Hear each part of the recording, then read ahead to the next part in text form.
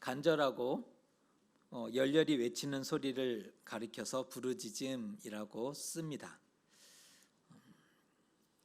부르짖음이라는 단어의 정의를 알려드렸는데요. 간절하고 열렬히 외치는 소리를 말해서 부르짖음이라고 말하는데, 어떨 때 힘껏 부르짖게 될까요? 여러분은 어느 때 부르짖으십니까? 도움이 절실할 때, 또 억울함이 클 때, 사정이 다급할수록 아마 부르짖게 될 것 같습니다. 여러분도 살아오시면서 부르짖어 보셨죠? 다급하니까, 너무 답답하고 도움이 절실하니까 아마 부르짖게 되셨을 것 같은데요. 성경에도 보면 부르짖고 외치는 기도에 대한 여러 장면들이 언급이 됩니다. 정말 간절하게 부르짖는 그런 장면들이 나오긴 하는데요. 솔로몬의 성전 봉헌 기도를 보면 중요한 기도의 원리를 우리가 살펴볼 수 있음을 보게 됩니다. 솔로몬이 성전을 건축하고 성전 봉헌 기도를 하는 이 장면에서 중요한 기도의 원리를 확인해 볼 수 있는데요. 오늘은 기도에 대한 지혜를 함께 묵상하고자 합니다. 성전 건축이 몇 년 동안 진행이 됐죠? 7년 동안 우리 묵상을 하고 계신데 7년 동안 성전 건축이 진행이 됐고 마침내 하나님의 성전이 완공되었습니다. 그러자 구름이 성전에 가득하게 됐고 여호와의 영광이 성전에 충만한 그러한 장면을 우리는 이번 주 중 말씀 묵상을 통해서 함께 묵상을 하였습니다. 그것은 구름이 성전에 가득했다, 하나님의 영광으로 성전을 가득 채워주셨다라는 말은 하나님의 받으셨다, 그리고 성전에 임재하셨다라는 증거로 볼 수가 있다는 겁니다. 그때 솔로몬이 성전 봉헌 기도를 시작하는데 여기서 중요한 기도의 원리가 언급되고 있음을 보게 됩니다. 기도는 크게 부르짖고 간절히 구하는 것이 기본이죠. 기도는 크게 부르짖고 간절함, 진실되게 구하는 것이 기본입니다. 하지만 그게 다가 아니라는 거예요. 바르게 기도해야 응답을 받게 될 텐데요. 오늘 말씀을 한번 잘 기억하시면 좋을 것 같습니다. 기도의 원리에 대한 말씀인데요. 첫 번째는 내가 아닌 하나님의 주권으로 고백하라 라는 권면입니다. 내가 아닌 하나님의 주권으로 고백하라. 솔로몬의 기도에는 특징이 나타납니다. 가장 정확하게 나타난 특징이 8장 20절에 언급되어 있는데 이 말씀 우리가 같이 한번 읽어보겠습니다. 이제 여호와께서 말씀하신 대로 이루시도다. 내가 여호와께서 말씀하신 대로 내 아버지 다윗을 이어서 일어나 이스라엘의 왕 위에 앉고 이스라엘의 하나님 여호와의 이름을 위하여 성전을 건축하고. 여기서 솔로몬이 무엇을 강조하고 있는지 눈에 들어오시는지 모르겠어요. 하나님이 성전을 건축하게 하시려고 다윗을 선택하셨다. 지금 솔로몬의 말입니다. 하나님이 성전을 건축하게 하시려고 다윗을 선택하셨고 또 말씀하신 대로 나로 왕이 되게 하셨다. 그리고 마침내 여호와의 이름을 위하여 성전을 건축하게 하셨다라고 고백하고 있는 장면입니다. 그런데 이 모든 것은 하나님이 그의 손으로 이루신 역사이다. 다시 말해 하나님이 하셨다라고 고백한다는 겁니다. 솔로몬은 지금까지 되어진 일과 자신의 모든 삶을 하나님이 하신 것으로 고백합니다. 참으로 대단하지 않습니까? 그는 하나님 중심의 세계관을 가지고 있었던 사람이지요. 그에게 세계관이 있었는데 그는 하나님 중심의 세계관을 가지고 있었다는 거예요. 적어도 솔로몬은 자기의 삶을 하나님으로 해석하려고 하고 있어요. 우리의 삶을 해석하는 많은 방식들이 있잖아요. 그런데 솔로몬은 자신의 모든 삶을 하나님으로 해석하고 있다는 것입니다. 하나님으로 해석하니 삶의 굴곡도 있었지만 또한 삶의 마디마디가 있었지만 비로소 해석된다는 거예요. 그동안 얼마나 많은 어려움이 있었습니까? 그냥 그가 쉽게 왕자로 태어나서 왕이 된 게 아니었죠. 그는 장자도 아닌 10번째 아들이었어요. 다윗은 7번째였는데 솔로몬은 더하죠. 10번째 아들이에요. 10번째 아들이 이스라엘의 왕이 된 것을 무엇으로 설명할 수 있을까? 아도니아의 반역을 겪었지 않습니까? 그 위기를 모면하게 됐죠. 어떻게 설명할 수 있을까? 선지자 나단의 도움으로 극적으로 왕이 되었지 않습니까? 이것은 어떻게 설명할 수 있을까? 그리고 이제 하나님을 위한 성전이 건축되었으니 감동이지 않습니까? 그 모든 굴곡과 어려움을 통과해서 하나님을 위한 성전을 마침내 건축하였으니 감동인 거죠. 본래 잘났고 능력이 탁월해서 이 일을 이루어낸 것입니까? 최선을 다해서 성공한 삶을 이루어낸 건가요? 아니면 그에게 있었던 많은 지혜 때문에 이 일을 완성하게 되었습니까? 그는 왕이니, 지금 현재 왕이죠. 이스라엘의 왕입니다. 그가 왕이니 다양한 선택지가 있어요. 그는 얼마든지 자신을 높이고 드러내고 자랑할 수 있었다는 거예요. 이 놀라운 업적을 보라. 내가 이루었도다. 그는 왕이니 여러 선택지가 분명히 있었고 얼마든지 자신을 높이고 드러낼 수 있었다는 거예요. 부와 명성을 얻었던 대부분의 왕들이 하늘 높은 줄을 몰랐듯이 남북 왕조를 통틀어 40명의 왕들이 있었는데 어려웠을 때는 하나님 의지하다가 그가 성공했을 때 부와 명성을 얻었을 때 얼마나 많은 왕들이 다 무너졌습니까? 그들처럼 솔로몬 얼마든지 나 자신을 외칠 수 있는 순간이었다는 거예요. 많은 왕들이 자기 중심의 세계관에 취해 있었던 것처럼. 하지만 솔로몬은 하나님으로 자신의 삶을 해석합니다. 대단한 거예요. 하나님으로 자신의 삶을 해석합니다. 내가 한 것이 아니라 하나님이 그의 손으로 이루셨도다 고백했다는 겁니다. 우리도 삶을 하나님으로 해석하고 고백할 수 있으면 얼마나 좋겠습니까? 우리의 삶과 인생 하나님이 하셨고 그의 손으로 이루신 역사인가요? 여러분은 여러분의 이 삶을 어떻게 해석하고 계십니까?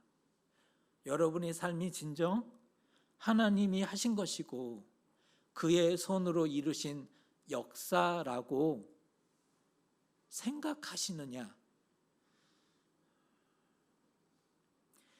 하나님으로 해석되지 않으면 삶을 넘어서지 못합니다.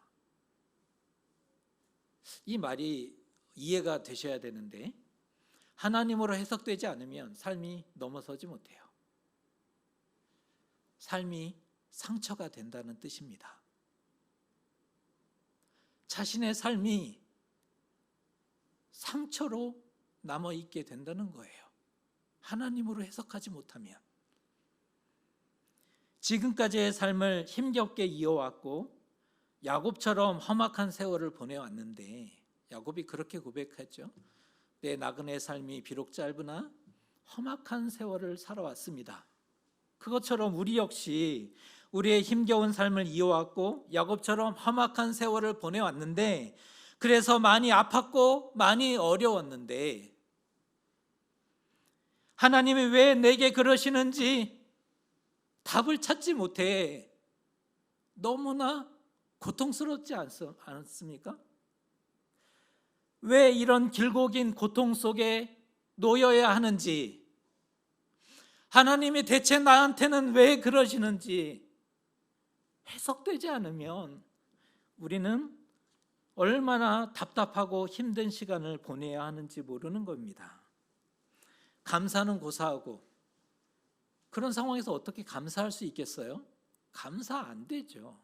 감사는 고사하고 하나님을 향한 원망과 서운함이 이 안에 가득가득 할 수밖에 없는 것 아니겠습니까?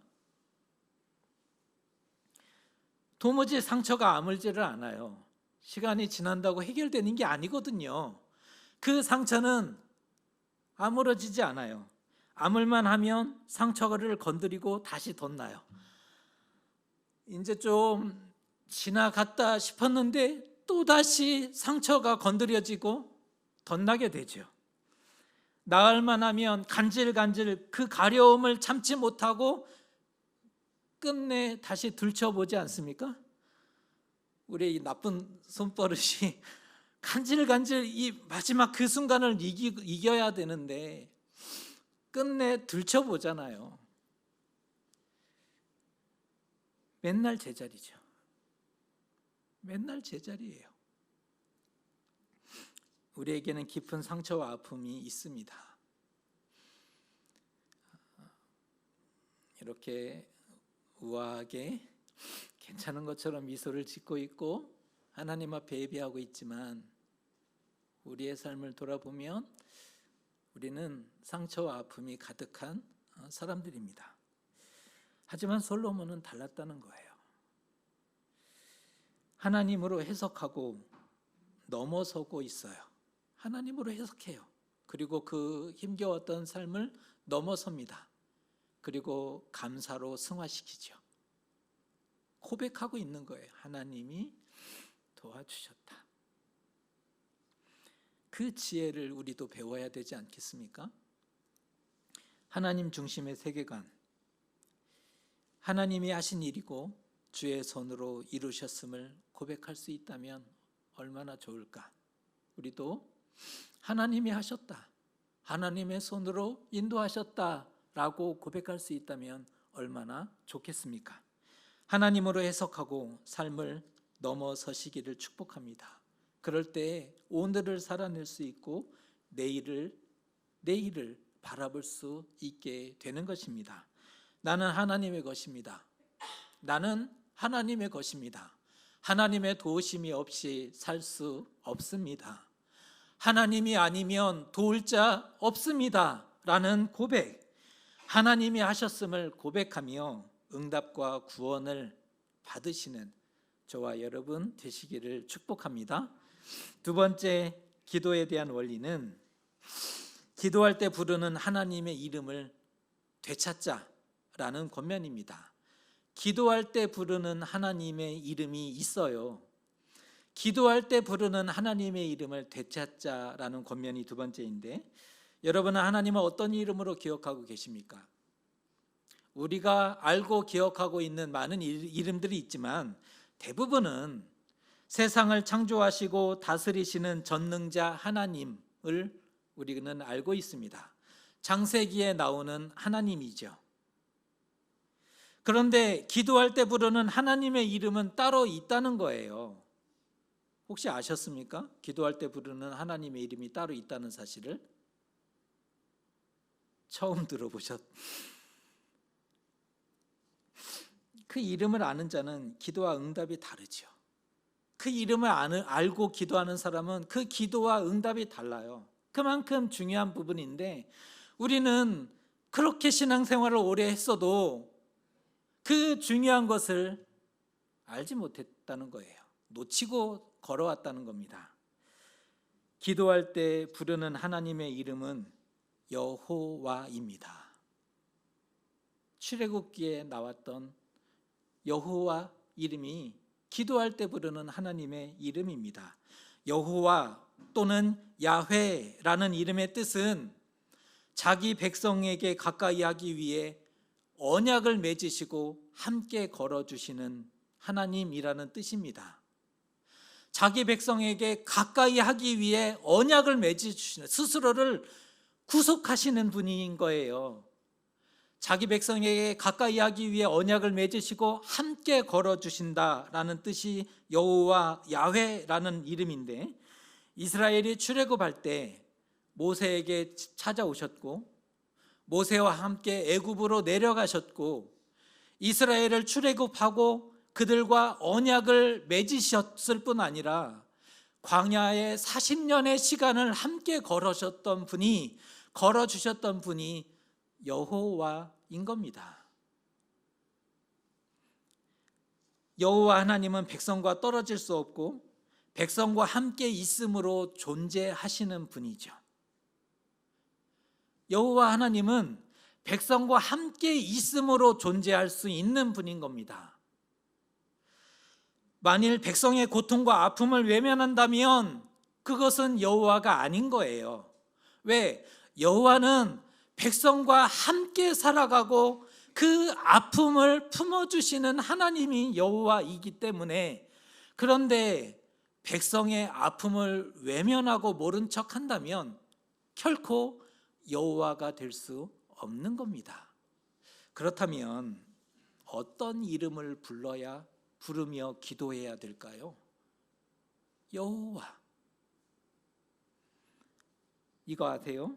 하나님은 여호와로 불리우는 것을 가장 좋아하셨습니다. 하나님의 많은 이름이 있지만 여호와 하나님으로 불리우는 것을 가장 좋아하셨습니다. 많이 불러드려야 된다는 거예요. 여호와를 부를 때 들어주신다. 여호와의 눈이 이스라엘 향하시고 함께 하신다. 그렇게 말씀하셨습니다. 왕이 기도하면 능력 있는 기도가 되고 응답에 어떤 특권이 주어지는 것이 아니에요. 왕이 기도하는 것과 백성이 기도하는 것이 어떤 차이가 있는 것이 아니라는 거예요. 왕의 기도라고 해서 더 특별하지 않아요. 같은 의미로 선지자와 제사장이라고 해서 하나님께 더 가까운 것이 아니라는 거예요.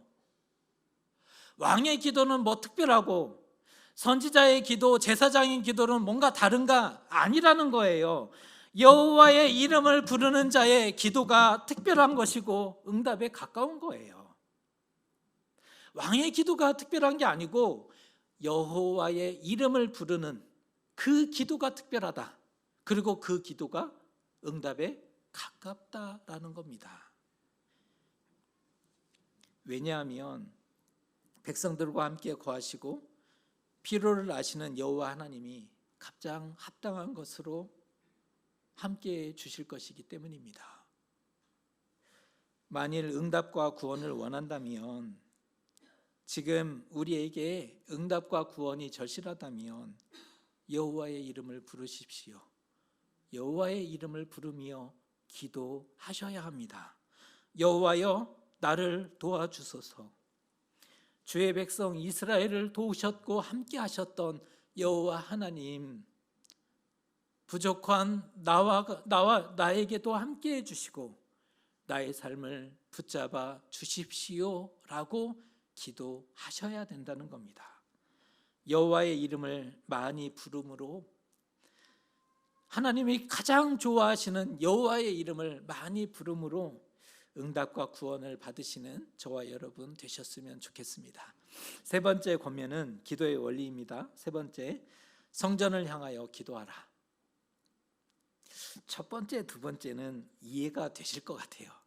그런데 세 번째 권면은 기도의 원리 중에 하나가 성전을 향하여 기도하라 라는 권면이에요. 한번 들어보세요. 어떻게 기도하는 것이 가장 좋은 기도일까요? 라고 물으면 많은 이들이 그 답을 가지고 있죠. 저는 통성으로 기도하는 것이 가장 좋은 기도라고 생각합니다 라고 얘기하시는 분도 있을 거예요. 침묵으로 기도했더니 기도한 것 같지도 않고 여기가 시원하지도 않아요. 그러나 통성으로 하나님 앞에 간절히 부르짖으면 기도한 것 같고 시원하고 응답도 가까이 있는 것 같아서 저는 통성으로 기도하는 것을 제일 좋아합니다 라고 얘기하시는 분도 있고, 부르짖음과 눈물과 탄식으로 기도하는 것이, 그 진심으로 기도하는 것이 제일 좋지 않을까요? 라고 얘기하는 분도 있어요. 금식하면서 생명과 호흡을 하나님께 맡기고 마치 죽으면 죽으리라, 이 간절한 마음으로 하나님께 기도하는 것이 진실된 기도다라고 말하는 이도 있습니다. 솔로몬이 오늘 성전을 향해서 성전 봉헌 기도를 할 때 서서 하늘을 향해 손을 높이 들고 하나님 앞에 외쳤던 것처럼 그렇게 기도하면 좋지 않을까요? 라고 생각하기도 하고, 엎드려 자복하고 머리를 조아리며 하는 기도가 가장 낮은 기도이다 라고 얘기하는 사람도 있을 거예요. 침묵과 묵상으로 기도하고 영성기도 혹은 관상기도, 이렇게 우리가 배운 것도 있으실 거예요. 물론 다양하고 유익한 기도의 방식들이 맞지만 충분하지는 못하다는 겁니다. 충분하지 못해요. 오늘 솔로몬은 이렇게 기도합니다. 29절의 말씀입니다. 주께서 전에 말씀하시기를 내 이름이 거기 있으리라 하신 곳 이 성전을 향하여 주의 눈이 주야로 보시오며 주의 종이 이곳을 향하여 비는 기도를 들으시옵소서. 성전을 향하여 기도할 때 하나님은 그 간구를 들으시고 응답하신다라는 말씀입니다. 왜냐하면 성전은 하나님이 임재하시는 장소죠. 하나님이 말씀하시는 곳 중에 성전은 하나님이 임재하시는 장소로 그렇게 말씀하셨어요. 영원히 내 이름을 거기에 두리라. 성전입니다. 영원히 내 이름을 거기에 두리라. 이 성전을 향하여 주의 눈이 주야로 보리라 라는 약속이 그곳에 있죠. 한마디로 누구든지 성전을 향하여 기도할 때 응답하시고 죄를 사해 주겠다라고 하나님이 분명히 약속하고 있는 장면입니다. 오늘 솔로몬의 기도 이후의 말씀들이 기근이 찾아왔느냐? 가뭄이 찾아왔느냐? 감당할 수 없는 전염병에 사로잡히고 병충해와 심지어 적국이 쳐들어오고 포로가 되었을지라도 또 무슨 재앙이나 질병이 있든지를 막론하고 모든 상황 속에서 성전을 향하여 기도해라. 그러면 응답하신다라는 약속이 주어지고 있습니다. 성전이 영험하기 때문에 우리 영험한 사람들 굉장히 좋아하지 않습니까? 우리의 뭔가를 보여주고 들려주고 알려주는, 성전에 어떤 영험함이 있었기 때문에, 아니면 신비한 힘에 가득 채워 있었기 때문이가 아니라는 거예요. 성전을 향해서 기도한다는 것은 하나님을 향해 기도한다는 의미이기 때문입니다. 성전을 향해서 기도한다는 것은 하나님을 의지한다는 뜻이 되기 때문입니다. 그래서 응답이 주어지는 거예요. 왜? 하나님이 그렇게 받아주신다고 약속하셨지요. 성전을 향해서 기도한다는 것은 하나님을 향해 기도하는 것이고 하나님을 그만큼 간절히 의지한다는 뜻이 된다는 겁니다. 그것을 알았던 다니엘은 포로된 바벨론 땅에서 예루살렘을 향한 창문을 활짝 열고 하루 3번씩 전에 하던 대로 간절히 기도했지 않습니까? 그것은 예루살렘을 향해서가 중요해서가 아니라 하나님을 향해 기도했다는 게 중요하고 하나님을 그만큼 의지했다는 것이 중요했던 거죠. 우리도 기도해야 한다면, 우리도 너무나 간절하여 기도가 필요하다면 성전을 향해서 기도하셔야 합니다. 성전을 향해서 기도하십시오. 성전은 인간의 필요와 하나님의 긍휼이 만나는 장소입니다. 성전은 특별해요. 인간의 필요와 하나님의 긍휼이 만나서 역사가 이루어지는 장소가 성전입니다. 간절할수록, 다급할수록 약속이 있는 성전을 향하여 기도함으로 혹시 죄가 있다면 용서함을 받으시고 또 하나님의 놀라운 응답과 구원을 보시는 저와 여러분 되시기를 축복합니다. 오늘 우리는 솔로몬의 봉헌 기도를 통해서 기도의 원리에 대해서 한번 생각해 보았습니다. 하나님이 하셨다 고백할 수 있는가? 우리는 우리의 삶을 해석할 때 하나님이 하셨다라고 고백할 수 있는가? 여호와의 이름을 부르며 성전을 향하여 기도할 수 있는가?